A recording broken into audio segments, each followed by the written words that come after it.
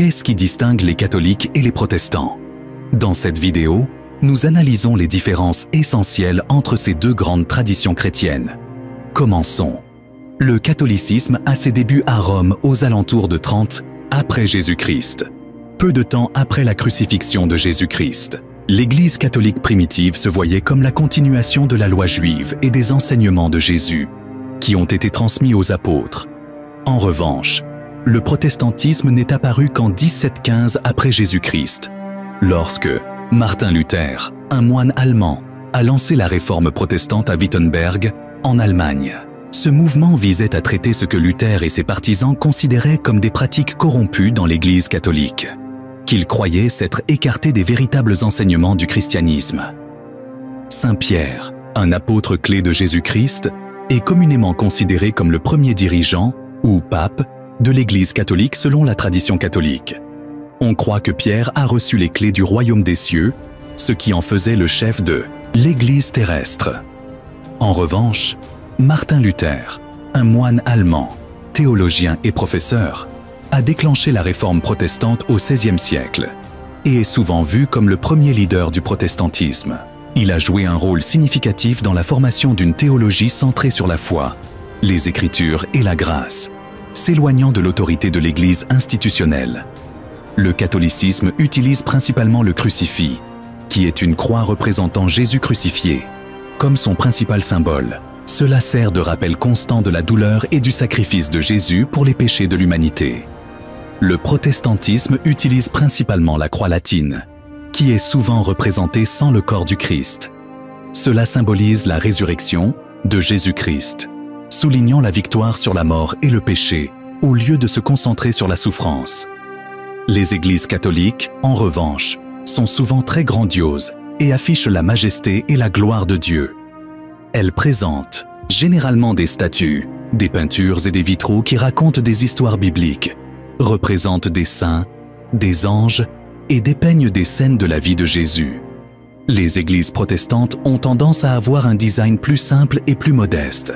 Elles accordent de l'importance au pupitre et aux messages prononcés, mettant en avant la croyance protestante dans les Écritures et les sermons plutôt que sur des images visuelles du divin. La Bible catholique comprend 73 livres, dont 46 proviennent de l'Ancien Testament et 27 du Nouveau Testament. Ceci inclut un certain nombre de livres deutérocanoniques qui ne sont pas présents dans la Bible protestante.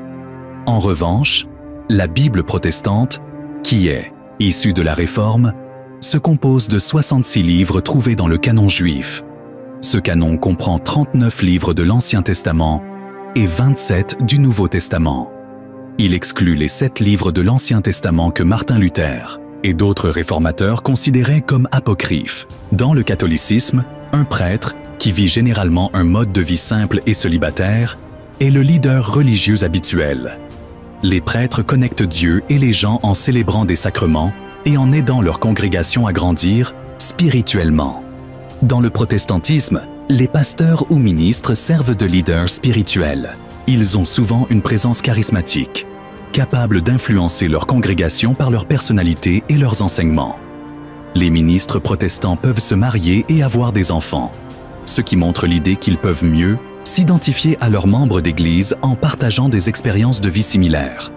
Pour les catholiques, avouer ses péchés se fait généralement avec un prêtre dans une cabine spéciale appelée un confessionnal. Cet acte, connu sous le nom de réconciliation ou de pénitence, symbolise le regret du pécheur et la miséricorde de Dieu, qui est accordée par l'intermédiaire du prêtre. En revanche, les protestants croient que tous les croyants sont eux-mêmes prêtres, ce qui signifie que chacun peut parler à Dieu directement. En conséquence, ils confessent leurs péchés directement à Dieu, faisant confiance au fait que le pardon vient directement de lui, sans avoir besoin d'un prêtre comme intermédiaire. Les catholiques utilisent souvent de l'eau bénite qu'un prêtre a consacrée comme moyen d'offrir des bénédictions. Cette eau est aspergée sur les personnes et les objets comme un signe de la grâce de Dieu et est utilisée dans différentes cérémonies et services religieux. Les protestants n'utilisent généralement pas d'objets physiques pour recevoir des bénédictions. Ils croient que la prière seule peut apporter les bénédictions de Dieu, montrant la connexion directe entre Dieu et le croyant. La façon dont les objets physiques sont utilisés dans la prière diffèrent entre les deux groupes. Les catholiques utilisent souvent des chapelets, qui sont un fil de perles utilisé pour compter les prières répétées connues sous le nom de chapelet. Chaque perle représente une prière spécifique, et la répétition de ces prières est censée aider le fidèle à se sentir plus proche de Marie et de Jésus. En revanche, les protestants évitent généralement d'utiliser des objets physiques pendant la prière. Cette croyance met en évidence leur accent sur une relation directe et personnelle avec Dieu, sans avoir besoin d'objets physiques ou d'aides humaines. Le catholicisme suggère qu'il y a 3 royaumes dans l'au-delà. Le paradis est pour ceux qui décèdent dans un état de grâce, tandis que l'enfer est pour ceux qui meurent dans un état de péché mortel. Le purgatoire sert de lieu temporaire pour les individus qui nécessitent un nettoyage avant de pouvoir entrer au paradis. En revanche, de nombreux protestants ne reconnaissent principalement que le paradis et l'enfer, rejetant souvent l'idée du purgatoire. Ils croient généralement en étant sauvés par la foi seule, ce qui signifie que les croyants sont rachetés par leur foi en Jésus, plutôt que par leurs actions. Dans le culte catholique, la musique est généralement lente et apaisante, mettant souvent en avant des hymnes et des chants traditionnels qui font partie des pratiques de l'Église depuis de nombreuses années. Cela crée un sentiment de révérence et reflète les profondes racines du culte catholique. D'autre part, de nombreux groupes protestants, en particulier les dénominations évangéliques et pentecôtistes, préfèrent des styles de musique modernes comme la pop et le rock pendant leur service de culte. Cette musique inspirante vise à encourager les communautés et à rendre le culte une expérience joyeuse et émotionnellement engageante.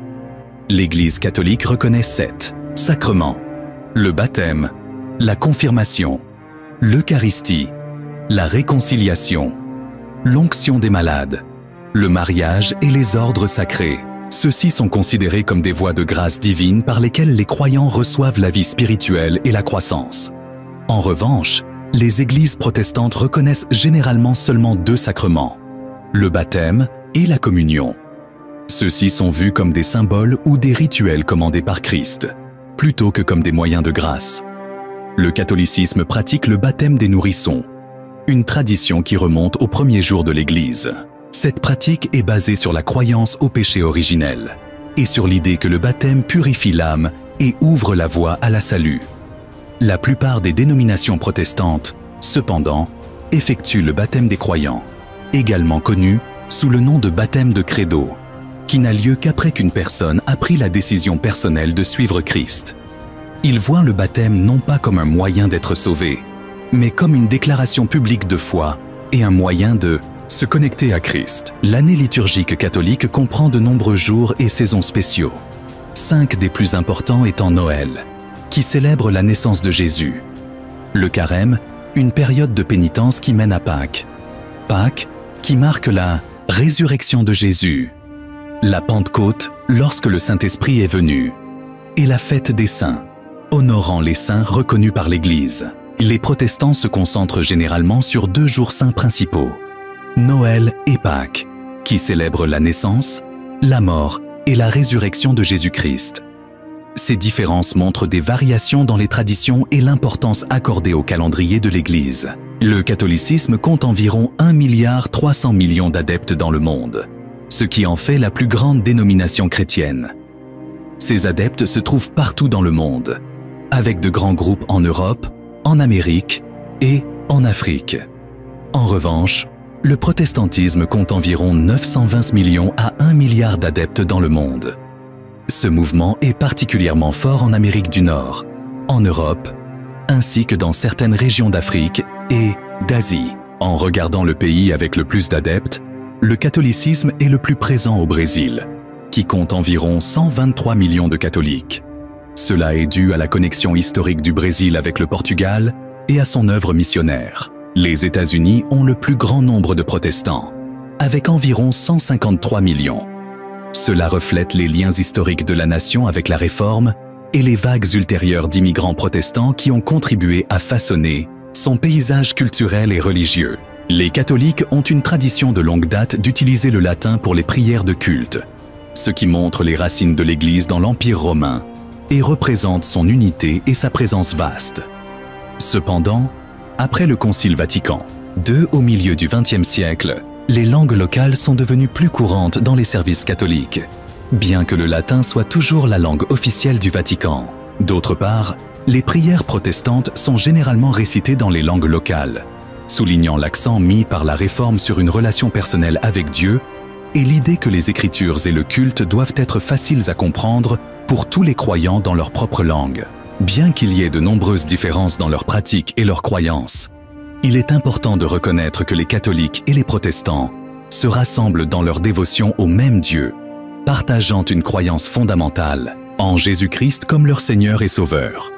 Au milieu de diverses croyances, cette foi partagée crée une connexion profonde, aidant à combler les lacunes et mettant en lumière les aspects variés et complexes de la foi chrétienne. Alors que nous concluons notre parcours à travers le catholicisme et le protestantisme, cette carte montre où ils se trouvent dans le monde. Terminée par une prière. Père, nous venons devant toi avec des cœurs reconnaissants, te remerciant pour le temps que nous avons passé ensemble aujourd'hui, à apprendre et à explorer les différences entre les catholiques et les protestants. Alors que nous réfléchissons à ces différences, nous reconnaissons que tu es la source ultime d'unité. Nous te demandons de guider nos cœurs et nos esprits, nous aidant à rechercher non pas la division, mais la compréhension, le respect et l'amour pour tous, indépendamment de la dénomination ou de l'origine. Seigneur, nous reconnaissons que nous sommes tous créés à votre image et qu'au cœur de notre foi, nous sommes unis en tant que vos enfants bien-aimés. Aidez-nous à grandir dans notre foi, à apprendre les uns des autres et à approfondir notre relation avec vous. Donnez-nous la sagesse d'aborder nos différences avec grâce et l'humilité d'embrasser votre vérité avant tout. À ce moment précis, demande à Dieu tout ce dont tu as besoin et aie pleine confiance qu'il te le donnera. Écris tes demandes dans la section des commentaires avec une confiance totale en son amour et sa compassion.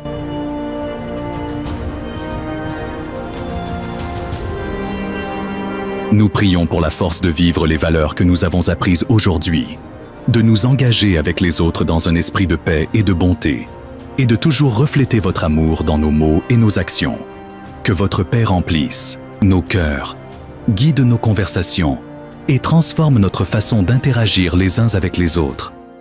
Aidez-nous à bâtir des ponts de compréhension et à être des instruments de réconciliation dans un monde qui cherche si souvent la division. Merci, Seigneur, pour l'occasion de nous rassembler, de partager et de grandir dans notre connaissance de toi. Que ton Saint-Esprit continue de nous guider sur ce chemin de foi, nous aidant à t'honorer dans tout ce que nous faisons. Si vous connaissez quelqu'un qui pourrait en bénéficier, partagez cette vidéo avec lui. N'oubliez pas de vous abonner et de cliquer sur le bouton de la cloche pour sélectionner toutes les notifications. Je suis reconnaissant de votre présence en regardant cette vidéo et puisse l'amour de Dieu éclairer votre chemin.